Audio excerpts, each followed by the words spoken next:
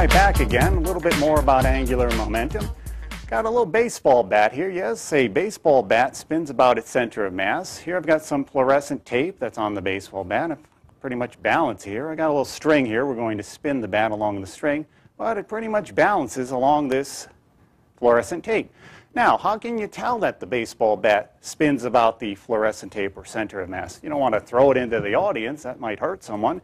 But you can spin the bat. So I've got a string on the bat, and I slowly increase the angular velocity, and you'll watch that fluorescent tape slowly turn into a little fluorescent circle as I spin it faster and faster and faster. So, indeed, the baseball bat spins about its center of mass like everything spins about its center of mass. So, reminds me of Will Rogers. He was a lasso artist.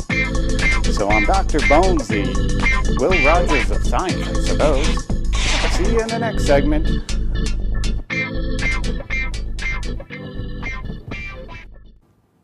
Well, we've had an interesting discussion about angular momentum. Angular momentum brings us to the next topic. We talk about torque. Torque is a force along a radius, all right? So it's a turning force. Now, there are kind of interesting ways to talk about torque. Angular momentum obviously involved. Changing angular momentum is a torque. Here's a hula hoop. Everyone has a hula hoop at home. I'm sure they like to play with. Here I've got a couple of clamps on the ends, and I've taped in little stacks of pennies. So we've got some masses on these ends of the hula hoop. It would be different in terms of the moment of inertia and the torque that you'd be spinning with in your hand if we spin it this way along the axis or along a perpendicular axis this way. And the best way to do this is to try it out. You can see me doing it, but you really can't tell that it's much harder for me to spin it this way with the masses on the ends as opposed to this way with the masses down the center. So I'm going to show you. You can try it at home. So here the masses are along the centers. I spin it, all right, and it slows down rather quickly. Watch what happens when I spin it along this perpendicular. Masses are bigger, but guess what? It will spin longer. Whoops, well, that was a tough one, but watch this. Here we go. Hey, oh. Harder to spin, but it stays spinning longer, longer, longer. So you got to really try this out at home. So one more try here along the line here. All right, kind of dies out pretty fast. And along the perpendicular, even though harder to spin, it will spin longer. And there you have it.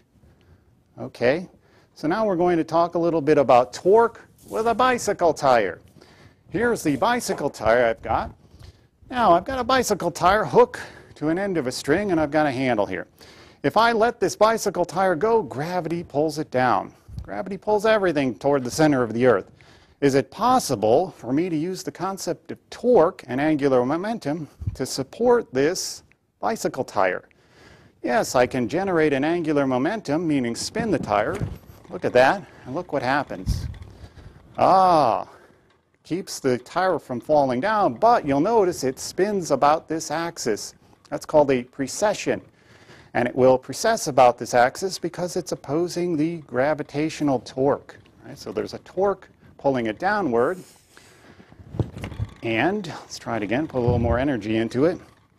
And as you can see, we spin it, but it also spins about this axis as well. Interesting effect. So I'm going to see you in the next segment, but first I'd like to talk a little bit more about spinning, and you can't end a talk about angular momentum and torque without spinning some rubber chickens. Oh my goodness. Let's see if I can do this one. Here we go. Oh, whoa, let's try one more try. Hard to do, but I think I can do it. Oh, oh. Well, pretty good. One more try.